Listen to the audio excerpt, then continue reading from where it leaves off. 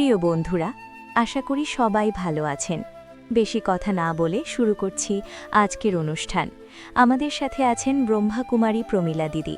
ওনার কাছ থেকে আজ অনেক কিছু শিখব। আপনারা অনুষ্ঠানটি মন দিয়ে দেখুন আর লাইক কমেন্ট করে জানান কেমন লাগলো। চলুন শুরু করি। দিদি ভালো আছেন? খুব ভালো আছে। ব্যক্তিগত প্রশ্ন করছি, এটা করাটা উচিত কিনা জানি না। এই যে আপনারা সাদা পোশাক পরেন, এর কি বিশেষ কোনো কারণ আছে নাকি এটা ইউনিফর্ম আপনাদের? আর এখানে কি গেলেই সাদা পোশাক পরতে হবে? ওম শান্তি। না না না, একদম না। এটা সম্পূর্ণ ব্যক্তিগত ব্যাপার। সাদা পরতেও পারে, কালারও পরতে পারে।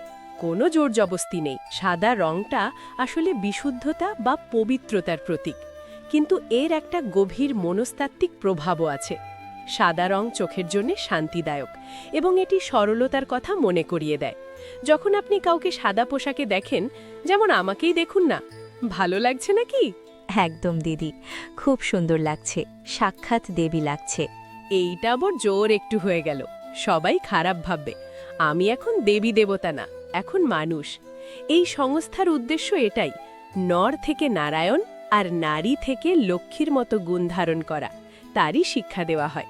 হ্যাঁ, যেটা বলছিলাম, সাদা পোশাকের থেকে মনটা সুন্দর বানানো শেখানো হয়।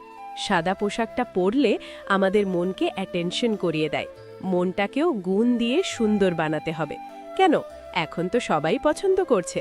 একদম, আপনি ঠিকই বলেছেন। আচ্ছা দিদি, আমরা এখন এমন এক যুগে বাস করছি যেখানে প্রযুক্তি আছে, সুযোগ আছে, সব কিছু অ্যাভেলেবল। তবু আমরা ভিতরে ভিতরে ভেঙে পড়ছি। আমরা আজ এত অশান্ত হয়ে যাচ্ছি কেন? অতিরিক্ত আশা ইচ্ছার জন্য। আর যখন পূরণ না হয়, তখনই অশান্ত হয়ে পড়ি আমরা।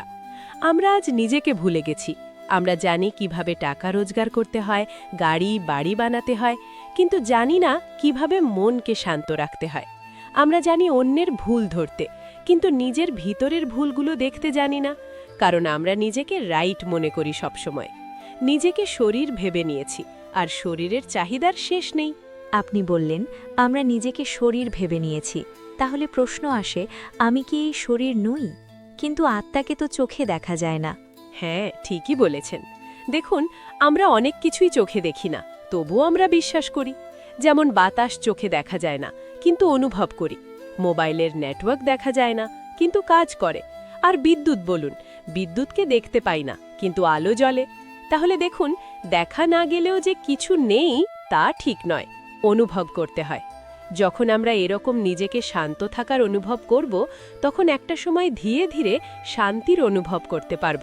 বাহ, খুব সুন্দর করে বোঝালেন দিদি।